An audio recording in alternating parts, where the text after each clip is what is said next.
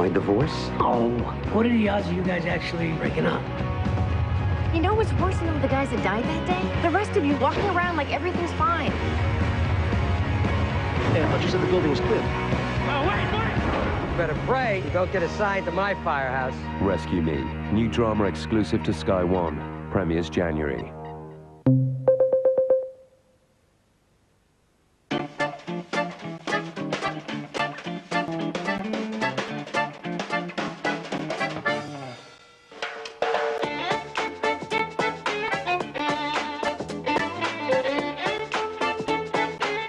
You'll be amazed at what you can now pick up at Pizza Hut. There's a delicious new range of pastas and salads. And they're only $4.99 for a limited period. Cleaner Clothes, Episode 8, and Pat's getting married to Steve Gray. Mick? He's not the man for you, babes. Oh, besides, look at his whites. And mine? He's right, Steve. You don't want me. You want Daz. Has Pat finally found Mr. White? Daz! Find out with Daz. Let's hope you can believe it. Half-price Christmas deals at Iceland. Biscotto was $4.99, now $2.49. And 60 chicken dippers were $5.89, now $2.94.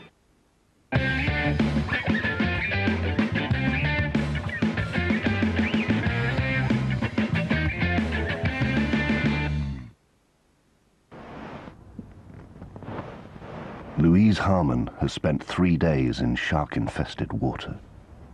No surprise she's coming down with a fever. Luckily, there's Calprofen from the Calpol people and ibuprofen just for children. Now she could just get off this desert island. Ever looked at your party guests and wondered, who can shake it like Elvis? Who's good with their hands? Or who's the word whiz? Then discover Cranium, the game where you sketch, sculpt, whistle, and even spell backwards to win. And now for kids, Cranium Kadoo. Children love the hilarious activities that get them sketching, sculpting, acting, and above all, giggling. Kadoo from Cranium.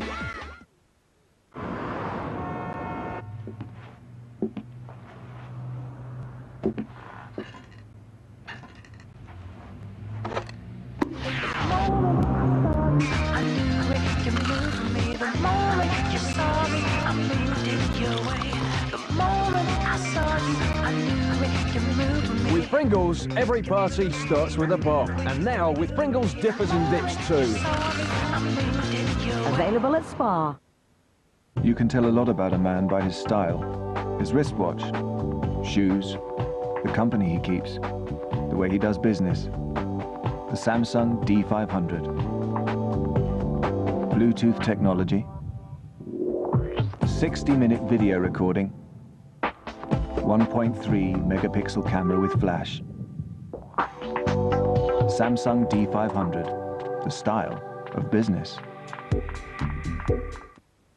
Someone's home needs freshening.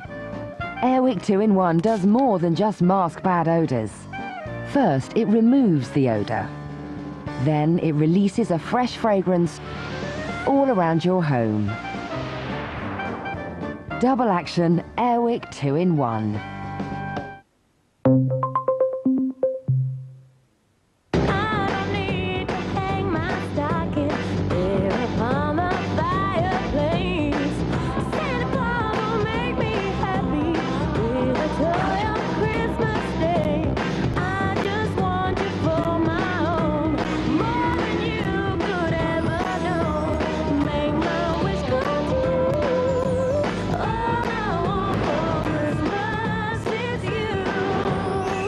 Hundreds of movies to match your Christmas mood. Call 08705 166 661 and upgrade to Sky Movies today.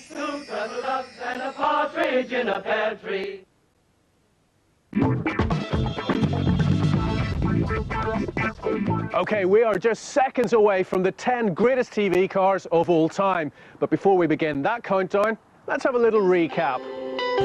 At number 20, the second of 3 cars in our top 30 that are pink. This one belonged to a Panther.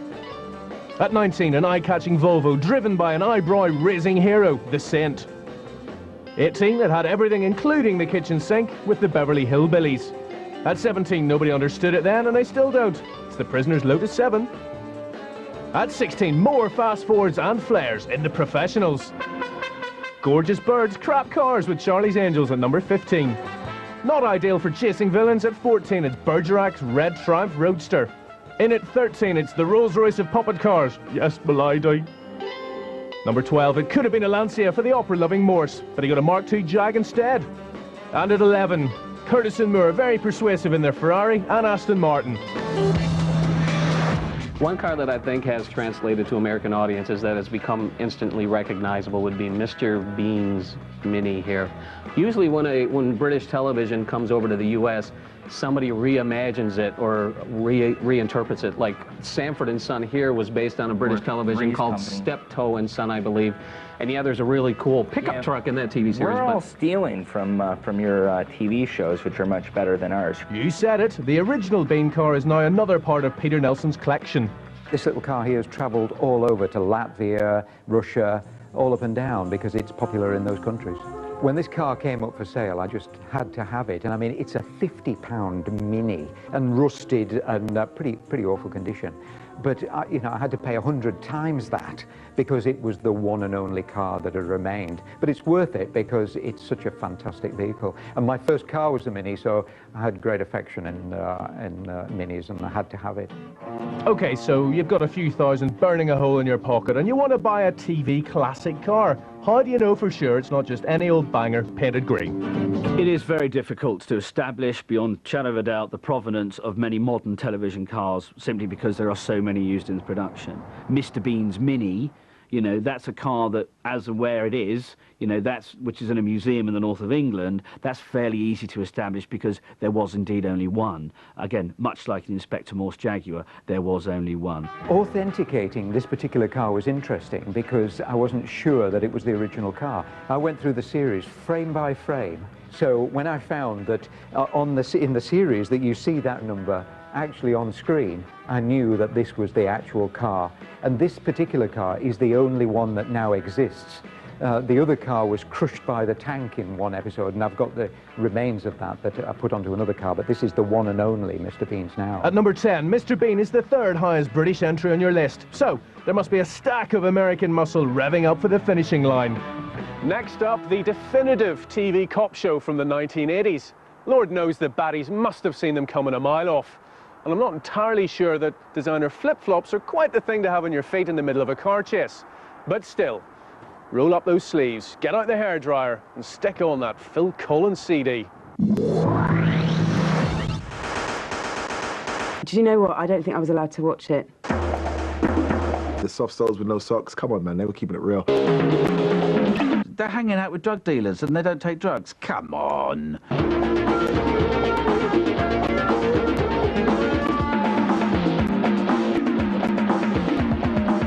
It wasn't just the cars in Miami Vice, it was the package. They were both cool. Do you know what I mean? The man lived on his boat. Don Johnson's dress sense is just horrendous. They've got those, you know, espadrilles and sleeves rolled up and all that. It should have been a little bit cooler, but maybe it was all the rage of that time. Both of them had the open shirt, the medallions, and the cars were just like accessories to that because it all kind of fell into place. You couldn't have that suit and be driving the Mini. You'd have to drive a Ferrari. I better do this when I talk to you about Miami Vice, hadn't I? I remember Don Johnson having an argument with his wife on the phone, or his ex-wife or whatever, and he puts the phone down, goes outside. The haunting soundtrack of I Can Feel It Coming in the Air Tonight.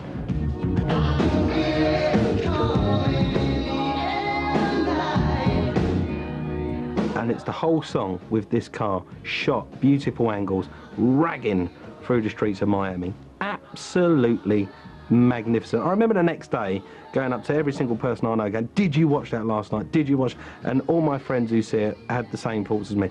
Only ruined by Phil Collins. The Daytona that was used in the series was not actually a real Daytona, it was a replica. How crazy is that? They should have gone out and got the proper one. They did have a Ferrari Testarossa. I think it was a genuine one, but it was white. Absolutely essential for any type of serious police work. Got that right. Obviously, dreadful car, but big in the 80s. Possibly works in Miami, not in Britain, apart from in Essex. You just can't go wrong. They are the sexiest cars in the world, and they're the cars that I think everybody wants.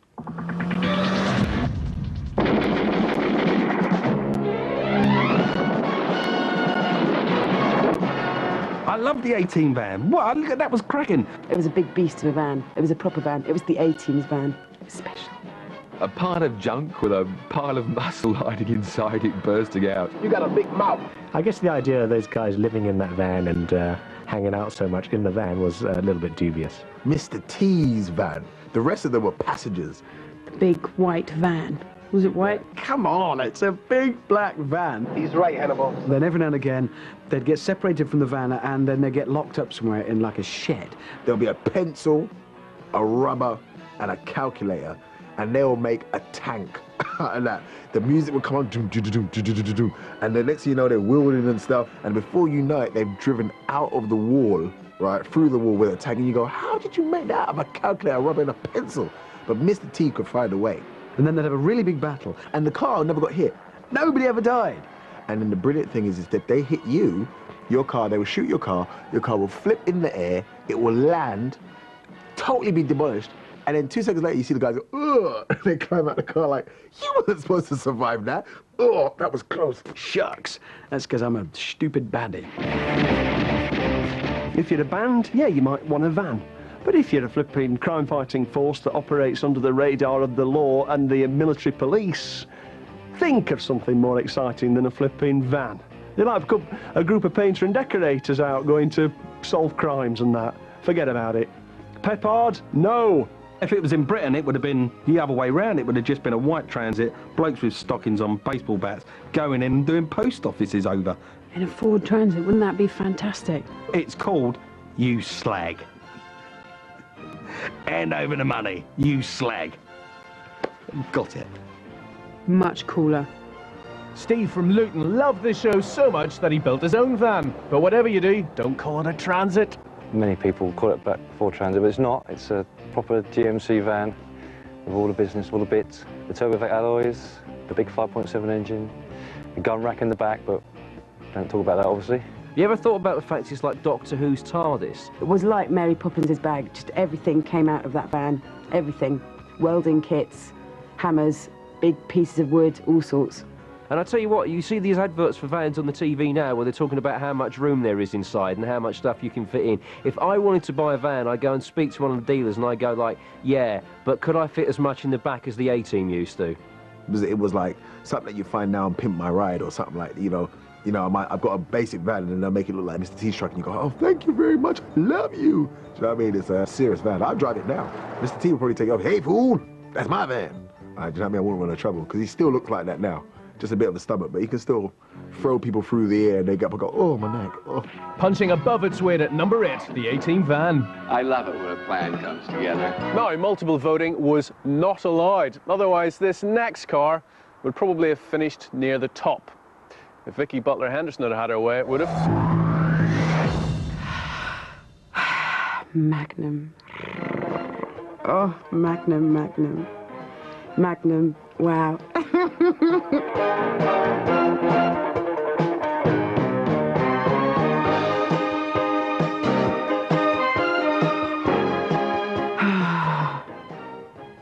That Ferrari is a supercar, and bearing in mind, you know, when Magnum was about, that car was brand spanking new. So to have, you know, a Mr. Magnum PI, just a super sexy machine that he is, driving a super sexy machine, every girl's dream, surely. Women seem to love it. Him plus Ferrari equals me, Mrs. Magnum.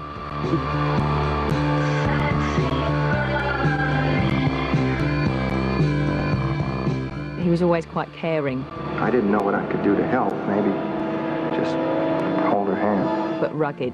Tom Selleck and his Ferrari 308 GTS, and they couldn't really go wrong because there was a sexy guy, well, according that is to my colleague Vicky Butler Henderson, and a sexy car, the Ferrari, and every programme opened with him wheel spinning it off the dirt, and it just set the scene for a programme which you knew was going to be all about glamour. There's definitely some idea that Italian exotic cars represent a kind of epitome of taste. I always said that when I grew up, if I was that I was going to be rich and have a Ferrari like Magnum had. I always thought it was an inappropriate car because it wasn't discreet enough for a private investigator to pull up in, because everybody stopped and thought, hey, there's Magnum, he must be coming to do some detective work. If you go out and buy a 308 GTS and you describe that to someone, they say, oh, you mean the Magnum one? You know, so that will always be the Magnum Ferrari. The show's creator was hoping for a freebie out of the series, but it wasn't to be. I really had put this car in the show. And Ferrari gives Tom a Ferrari. Wait a minute. How is that fair? Not that the Ferrari was Magnum's only claim to fame. Everyone always talks about the moustache. Magnum with his moustache. The moustache that started, it looked like it went in your nose and came out. Right, it was an afro on your face. Nice car. Trim back the moustache. There was too much moustache, not enough Ferrari. Everything Tom Selleck had in that show, including the car, belonged to that estate that he lived on, right? So he had to effectively borrow the car from Higgins. What makes you think she isn't mine? But he owned the moustache.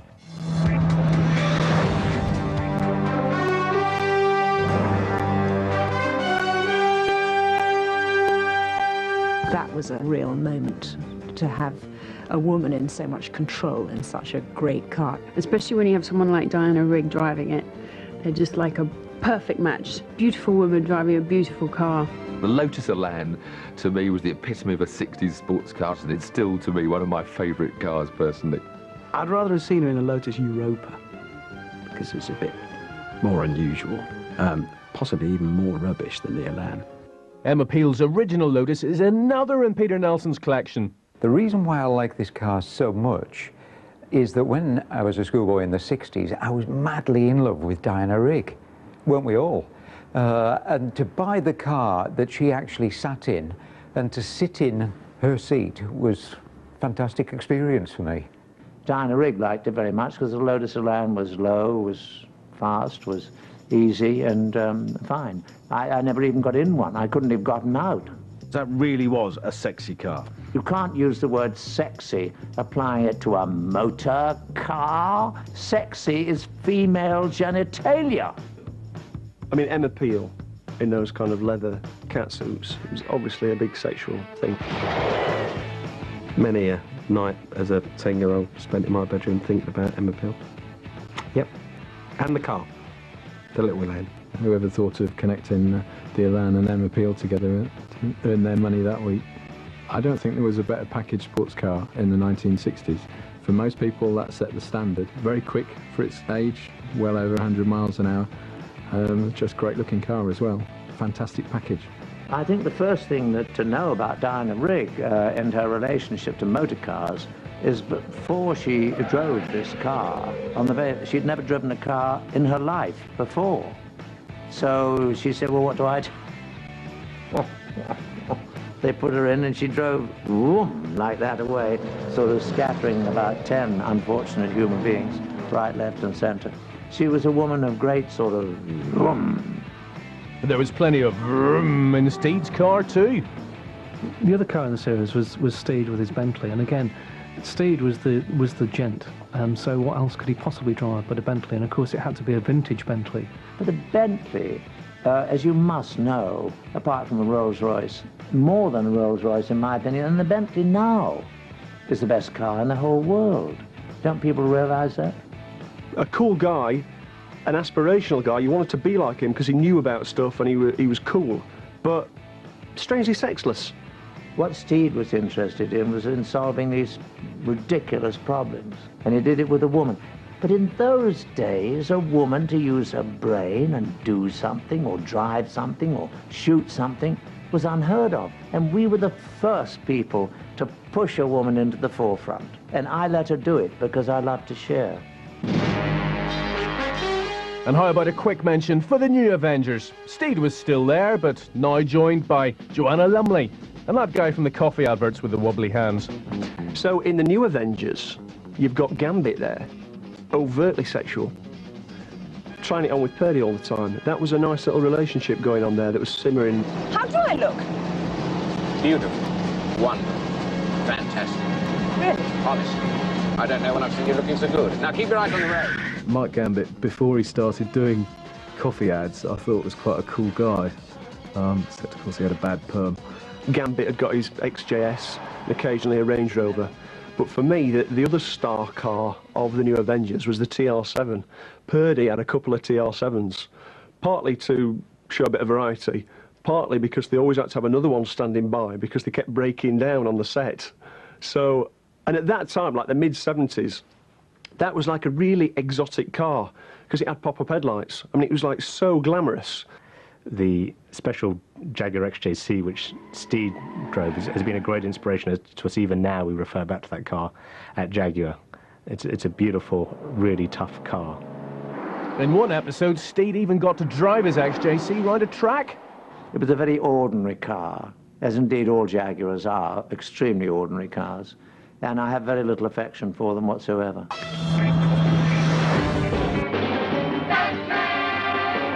At number 5, one that truly divides opinion. Probably the ultimate fantasy car. Load of rubbish. Very, very funky car. I like that a lot. It was just stupid, wasn't it? What the hell's wrong with you? It just looks unlike anything else you'd ever see. And if you did happen upon it, you know, down the King's Road in London or something like that, you'd think, gosh, wow, what a quirky car. Robin, you haven't fastened your safety back belt. Most cars, when you switch it on, you hear, vroom. He switches his car on and there's fire. I actually saw it and touched it. I thought flames were going to come out, but it didn't. I was really upset. A skip, basically, on wheels with a couple of glass domes on top, with a turbine engine that could only go in a straight line and couldn't turn around corners.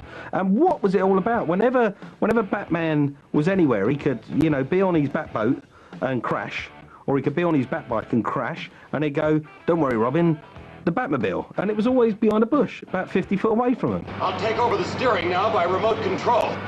The car was beautiful. It was funky. It was in your face. We had little signs for everything. Bat U-turn, exhaust.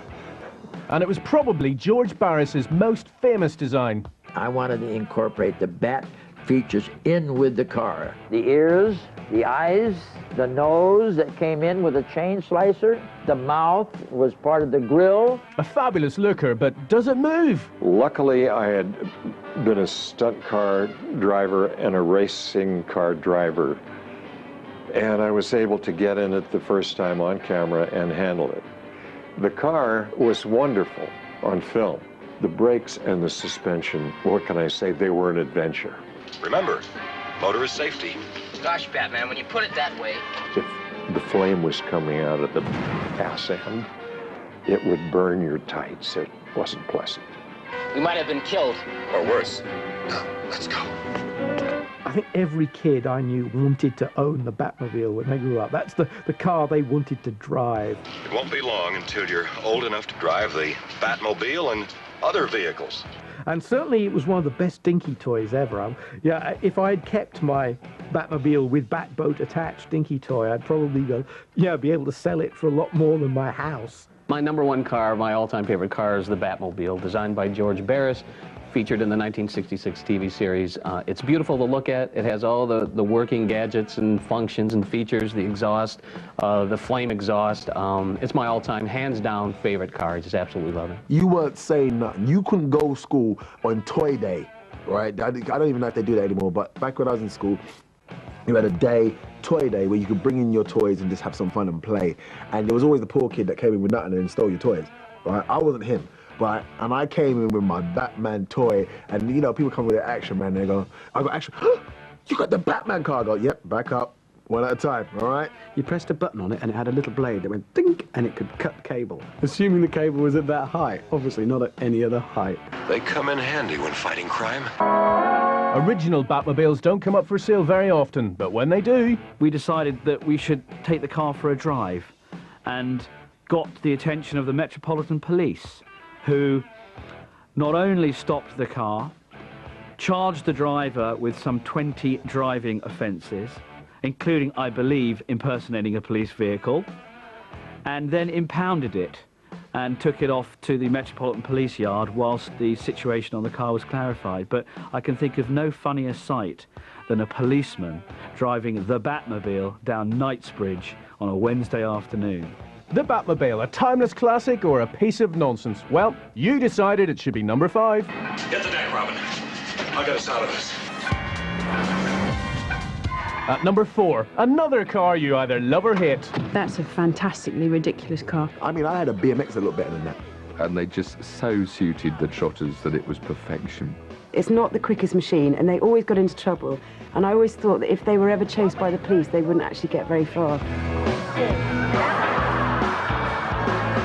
It was too much of a caricature. It was too stupid. It was neither fantasy, let's be honest, nor was it believable. It was just wrong. It was probably the most unsuitable car as well for the show, because there they were, you know, supposedly selling all sorts of goods and lumbering junk around, and they had the smallest van on the market. Get this gear in here.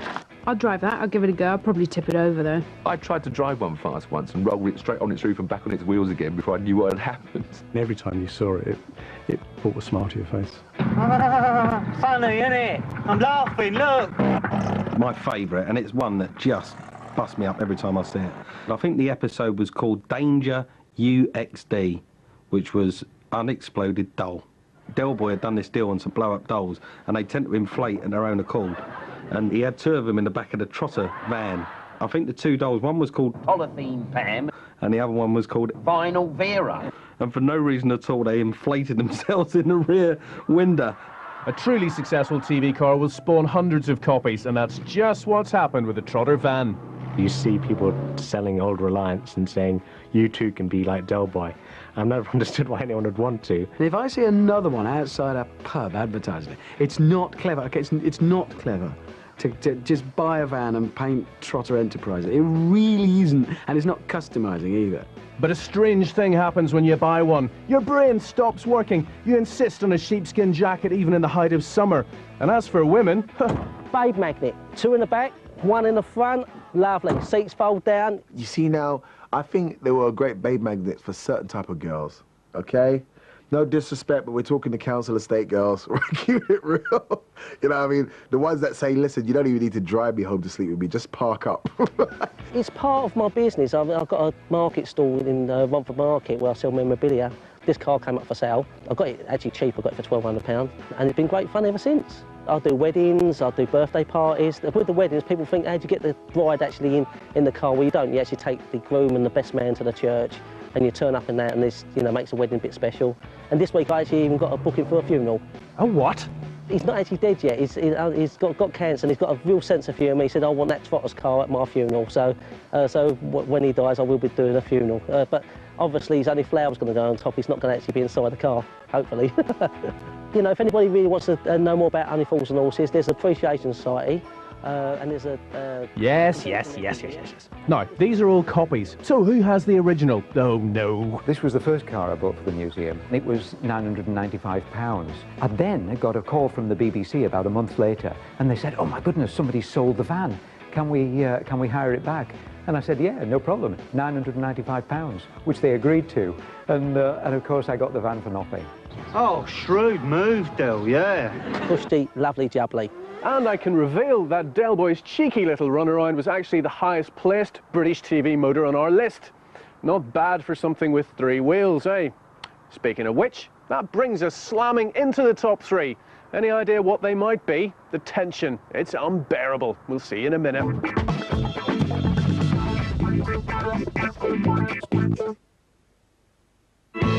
You ready to turn back time? Scalpel? You can look like a 30-year-old as long as you want. Look at me, Julia. Oh, my God!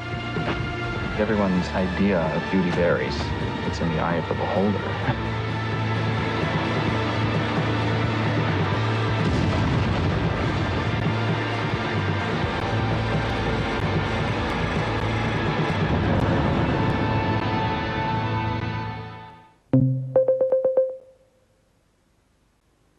Imagine if we Caribbeans took life as seriously as the rest of the world. Hello, on my mobile, can you hear me?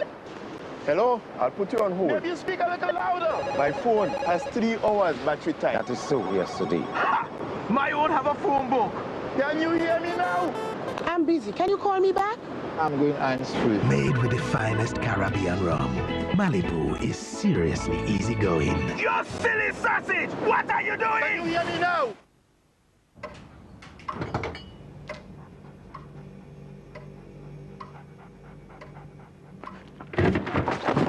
Christmas rarely runs smoothly. Luckily, Summerfield's handy so you can grab what you want when you need it. This week, 20% off all champagne and sparkling wine. Summerfield, something different. From the producer of Crouching Tiger comes a film critics are calling spectacular,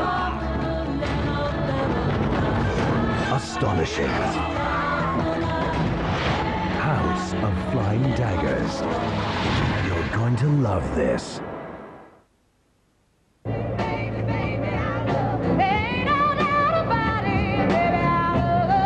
Have your throat kissed by Whole Soothers. Make somebody's Christmas with a triple DVD gift set for $19.99 each. There's something for everyone. Awesome action. Welcome to the party, pal. Fantastic family fun. What is the cracking comedy? And irresistible romance. Well, you've whetted my appetite. At $19.99 each, they're the perfect stocking filler. Triple DVD gift sets, ready to collect now at Woolworths. With a Magnet kitchen, you can get smart space solutions built in. So as well as the style you want, you get the space you need. Fabulous designs. Great innovations. And our unique full circle service. It all adds up to a kitchen that's designed around you. Magnet. Winter sale starts Boxing Day. I told you, I've already had one. I'm driving, aren't I? You'll be fine. It's only a second. Oh. She's definitely there. Okay, she still is. Stay. Not stay. Oh, hold on, hold on. Go on, give it a look. Go on, give it.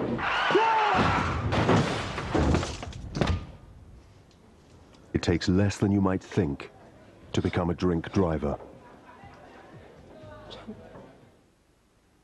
Out of control, dry, rebellious hair stops here. Now, discover hair that's 4 times smoother. L'Oreal Elvive Smooth Intense with Neutralium. A unique tailor-made technology combining micro-oils to nourish and calm hair. 4 times smoother, sleeker hair. Elvive Smooth Intense Anti-Frizz program from L'Oreal. Introducing Elvive's most powerful weapon against frizz. Smooth Intense Anti-Frizz Serum. Make sure the rebel this party season isn't your hair. Chris, this is Claire. She's going to whip this place into shape. Bacardi Breezer, now available in Diet Lemon. Christmas on Sky Sports. Festive frolics with the Soccer AM team and a surprise soccer special with Jeff Rodney and pals. 3 live matches from the Championship and Premiership. Relive Ryder Cup glory with the full Monty. And Andrew Flintoff's incredible season in a golden year. Live Test cricket as Australia take on Pakistan, South Africa face England. Plus 4 live matches from the NFL and the World Darts Championships. Sky Sports, keeping it up this Christmas. Don't miss the Road Wars Christmas special tonight at 10 after more famous cars.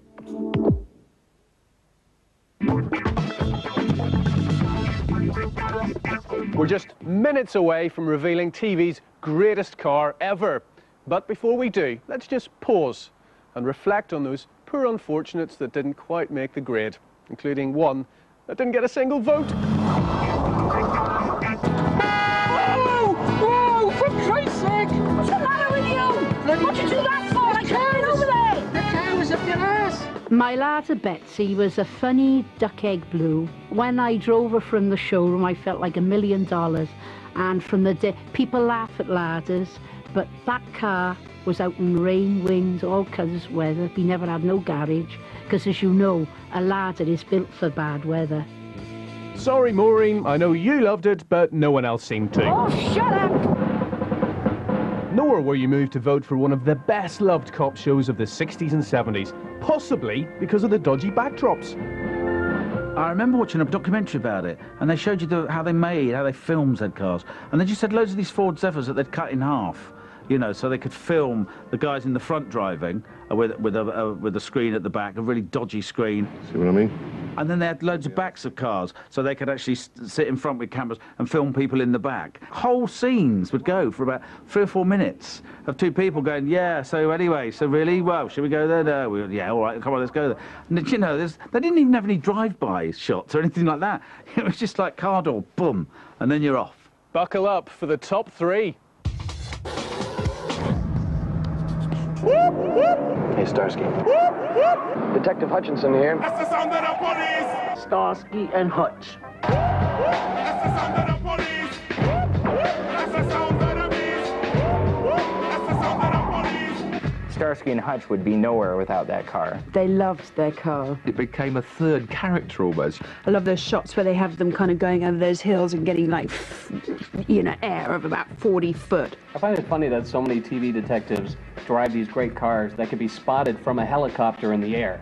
I'm sure David and Paul, when they did the show, they said, well, if we're undercover cops, what are we doing in a bright red car with a white stripe on it? A red car with a white Nike stripe with big racing wheels and a flashing light on top? It doesn't help them go undercover. And that driving style tended to attract attention, didn't it really? It came into a main street. And the design, I mean, the design holds up today. If you saw this running down the street, you would say, oh, you mean the identification, whether it was painted like this or not, you know, you don't have to put a girl next to it in order for it to be sexy. You can't use the word sexy, applying it to a motor car. It is ugly. It's slightly too short, and the grille is just too sort of bluff and flat-faced. But I mean, it had a stripe on it. Can you imagine that, a stripe? Oh yes, the stripe. White stripes appeared on all sorts of cars up and down the country. It was the ultimate customising accessory. We actually thought people who did that were really cool. We thought that was a fantastic thing to do. And you'd laugh at them going down the street with our hand-painted red 1.6 laser full Caprice pulling about 85 brake horsepower. What did it say about them? They've got, you know, by all means, park it outside where you live, go up to your bedroom, jump out the window and land on your arse on the bonnet. Yeah, then I'd be impressed. But just to paint it and, you know, and pootle around Hillingdon, around the Uxbridge, you know, just park it up by the precinct. It's just not right. The Go Faster stripe is definitely not a myth. That's been proved. But why make do with a Go Faster stripe in your car if you can afford a real one? I've been a fan of Starsky and Hutch since my early teens. Wanted one for years. I always said that I would get one. After 6 years search, I actually found this one and bought it from the original owner and went over to the US to get it. When I decided this was the car that I wanted, I just trawled the internet sites. I actually won my car on TV on the Speed Sunday. Yeah, the car was quite expensive, but to ship a car is not as expensive as you think. You just need to, you know, there's quite a lot of procedure to go through, so you just need to know what you're doing, really. I paid £3,000 for the car, and then another £1,800 to ship it over. The reaction you get from everybody else is awesome. I wouldn't exactly say it's a babe magnet, but it attracts the right sort of attention. I think most people have got such good memories of the show and the car that they just love it. Nearly as memorable as the Gran Torino was the one and only Huggy Bear. He had his own bit in the beginning. I don't know if you remember. They showed them walking out, and then he walks out, pushes the door, open the doors, and they paused. And Togi and Fargus as Huggy Bear. You know he's important when they say that. Timing was everything, I think. Early, mid-70s when we did the pilot. I just think it made it a very ripe time for an idea about two cops who really dug each other and had each other's back, and then had the clothes, even the music, as well as, you know, the automobile. Huggy used to make me laugh because Huggy used to speak with a slang that not even they understood. Because he didn't want to be a grass. So he would say, like, he goes, do you know where the man is? Man, the Cat in the Hat said that he'll meet you back on the retrack. You dig? And they understood. Like, so he's around the corner. Yeah. What the hell was he talking about? That is a car that is definitely in the annals of TV history as one of the all-time greats. Fabulous thing. Long live Starsky and Hutch.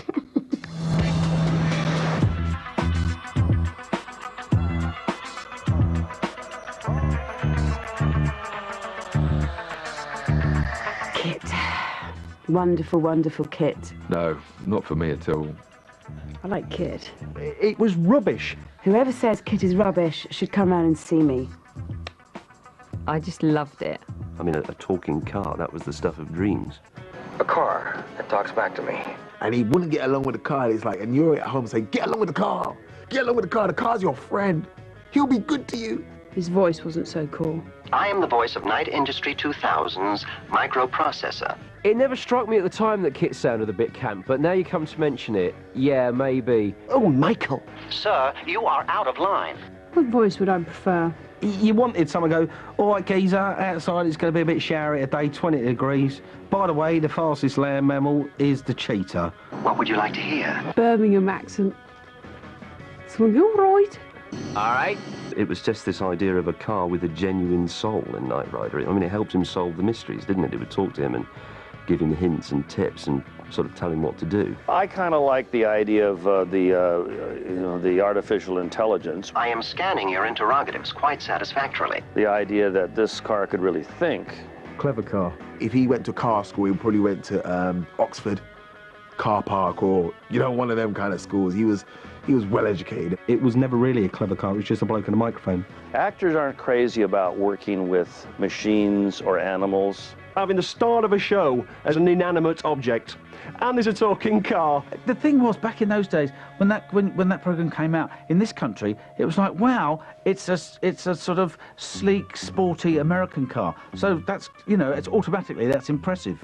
As soon as you see it, it's like, yeah, great. I'm going to watch this. I don't care. It may well be that it was that period when popular culture in everything, yeah, and I mean, yeah, cars, music, hairstyles, pop television was just at the worst trough of the 20th century, and that's an artifact from it. There's a stupid light on the front and that awful steering wheel and a dash that you see people have replicated that for themselves in their own car, and you look and you think that's rubbish, and then you see the real one and you realise no, the real one was rubbish too.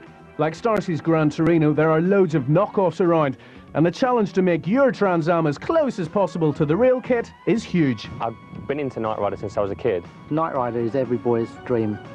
It's got computers, it's got fun, it's cool. Don't touch Turbo Boost. Something tells me you shouldn't touch Turbo Boost. When you're a kid, it's all, the cheesiness is part of the fun. And then you've got the scanner noise, which would follow the scanner bar at the front. 9 times out of 10, if you're driving down the road and you see people and they don't notice the car, if you press the button, they turn around and notice you straight away. If no one stared at it, I'd be upset. But when everyone does stare, I get a little bit embarrassed. But just for the buzz of myself, I like getting behind the wheel. I like hearing the buzz. I like looking around me and seeing the odd steering wheel, the computers and the buttons. It's the boy within you. I haven't grown up yet at all. It took about 4 attempts to actually get the dash right, and I've actually got it as close to the TV show as I could have by looking at videos and stills and whatever else. I wouldn't say it's an obsession. It's a quest for perfection. The show was about to fold after 3 series, so some drastic action was required. So we built a pursuit car that everything opened up and closed for the brakes. All right, pal. Super pursuit mode. In fact, they had a mighty job trying to get the series off the ground at all. When we sold the show and they said, okay, we got to take a chance on this. It's kind of a crazy show, but we're going to buy it. He says, now we're not sure whether the car should talk or not. And we're not sure about David Hasselhoff. We tested 5 guys, including Don Johnson. And they called me back about 3 hours later and said, okay, you got Hasselhoff. She said, what conviction, you know? I didn't connect with it, and I thought it was flimsy, shabby, irritating, American high campery, taking the mickey out of a subject that was close to my childish heart. Boys, what do they know? Okay, before we reveal your greatest TV car of all time, here's a reminder of the top 10 so far. At 10, with one not very careful owner, it's Mr. Bean's Mini. 9 was the not very undercover Ferraris of Miami Vice. At number 8, you voted for a van, definitely not a Transit. At another Ferrari at 7, and the only car with facial hair to go with it. At 6, nothing hairy at all about Emma Peel's Lotus. Holy number fixing Batman, we only made it to 5. Only fools, horses and 3 wheels, but still it's number 4. Starsky and Hutch's Striped Tomato at number 3. And the car that's more brainy than David Hasselhoff, a tough call, I know, it's Kit at number 2. Which brings us to the summit of the vast mountain that is TV's greatest cars. And it's time to reveal the number one, the big one. Frankly, it's a miracle that any of these cars still exist, because the producers reckon they trashed somewhere in the region of 312 cars during the making of 145 episodes. In fact, there was only one episode where the car didn't feature, which would lead you to think that if ever there was a television series where the car was undoubtedly the star, it was the Dukes of Hazzard. Ladies and gentlemen, television's greatest car of all time, the General Lee. Just a good old boy, never meaning no harm. It is actually a beautiful car. If you stand close to a Charger and you look down the flanks, bearing in mind it's American, it's a subtle design. The changes of direction are beautiful. For a car anorak, it's just perfect, because you've got a stonking car and it's being used properly, because there's always a mega car chase, isn't there? It had the best action ever filmed for television. It had great slapstick comedy. It had fabulously talented actors. Rascal, bingo, I'm not kidding. It's timeless in so many ways, because it is a quintessential good versus evil, family values. Lord only knows we sure need that in this old world right now. What's coming out of Hollywood and some other places with the naughty words and the body parts and everything. You had a grandfather figure, you had a very handsome blonde gentleman, you had a very handsome brunette gentleman, and then you had Daisy Duke with a pair of shorts that stop anybody's heart, and then you had Boss Hogg and Roscoe P. Coltrane. And how can we forget, what's his name? Really good. Cletus is always one of these guys that talk real high like this, and you'd be sitting around talking to Cletus, and the next thing you know, he'd just find himself, falling somehow. I don't care what anybody says. You wanted to live at the Dukes of Hazzard set. You wanted to have a place right next to the sheriff's office and eat some donuts and chicken with them, right? Do you know what I mean? And then jump in that car. One of the major accessories on the General Lee was its horn, which suddenly appeared in like Halfords and motorist discount centres all up and down the country. People had that and would set it off at night as they went past your front door, and you thought, well, hey, there goes a Dodge Charger. It wasn't. It was an Escort Mark II. To fully appreciate the impact that the Dodge Charger has clearly had on so many of you, we took a trip to the Dukes Fest, an annual knees-up held in Tennessee for the truly dedicated. It's a celebration of all things Dukes, from finger-picking banjo music to Daisy's legs. But the real attractions are, of course, the General Lees. Hundreds of them. People say, well, how does this Dukes Fest business and Dukes fans compare to other shows like Star Trek has a huge following? I said, well, you go to a Star Trek convention, you're going to see some guy dressed up in a silly outfit. Our people show up with carburetors.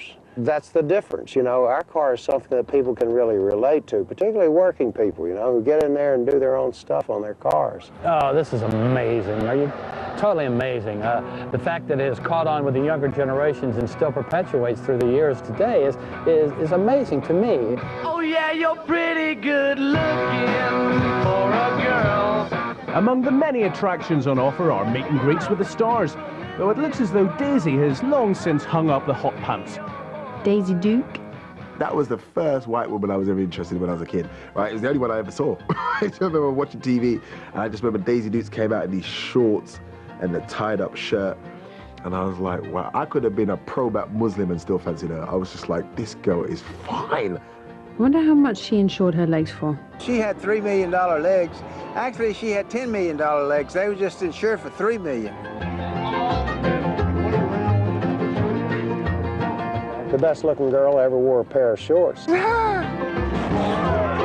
there are stunts. Lots of them. We did a lot of the car chases. They'd strap the camera on the front of the car with the lights, and we'd slate it ourselves, and then we didn't do the jumps. The stuntmen did all the jumps. I can't count how many times I've jumped the General Lee, how many times I've been in that scenario, and I still get nervous.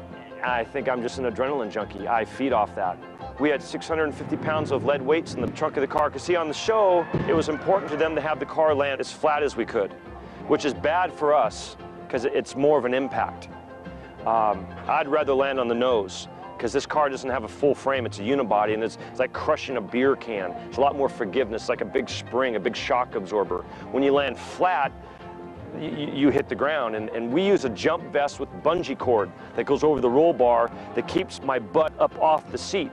So when the car comes down, I squeeze my lats and push against the steering wheel, and I tuck my chin, and I'm being held by bungee cord.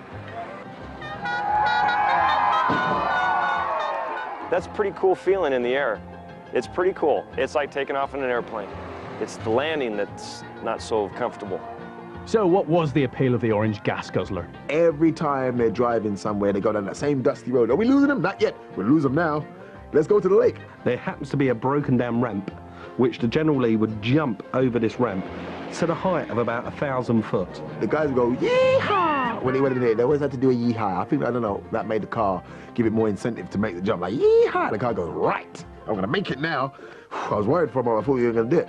It would go for 5 miles in the air, land, bust in 16 different places. On the external shot, you see the bumpers come off, the suspension collapse, wheels fly off, the chassis bend in half. And then you cut back, and there's the General Lee, completely intact. That was the only real fantasy kind of, really unrealistic thing about the show, but somehow there was that suspension of disbelief to where, sure, the General could do that.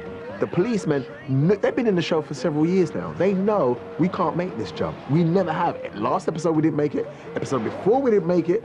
Nothing ain't gonna change. Right now, but we've been recommissioned. We should be able to make it this time. All right, let's go for it. And then what will happen, they go do the jump, then they will land in the water, then you see them spitting out water. I told you we can't do the jump. Roscoe Pico train. How many cars did they go through to make that series? Apparently, when they were making the show, they destroyed 2 cars in every programme. And because it went on for like 6 years, they basically destroyed hundreds of 1969 Dodge Chargers and the odd 1970 and the odd 68. So basically those cars are quite rare now. I've bought one. I've actually bought a 1969 Dodge Charger, which is the same one that was in the Dukes of Hazzard, okay? But I didn't buy it for that. I wanted a Dodge Charger, and that's the best one that came along. And if the nation goes for that, the nation has got it right and has far more taste and discernment than ever I would have credited any of us with.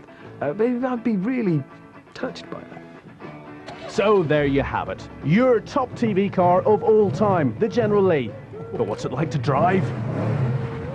2-ton car, 7.25 litre engine, 400 brake horsepower quite easily, 500 brake horsepower easily. And brakes I mean, I'm sitting on a chair now that has better brakes than that car. The General Lee is a magic car.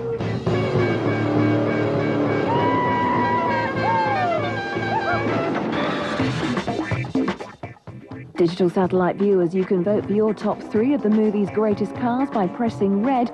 Plus, you could win the chance to drive a Hummer and a Ferrari. Back to tonight, though. It's the festive season, but there's no holiday for the elite car crime unit. The brand new Road Wars Christmas special is next here on Sky One.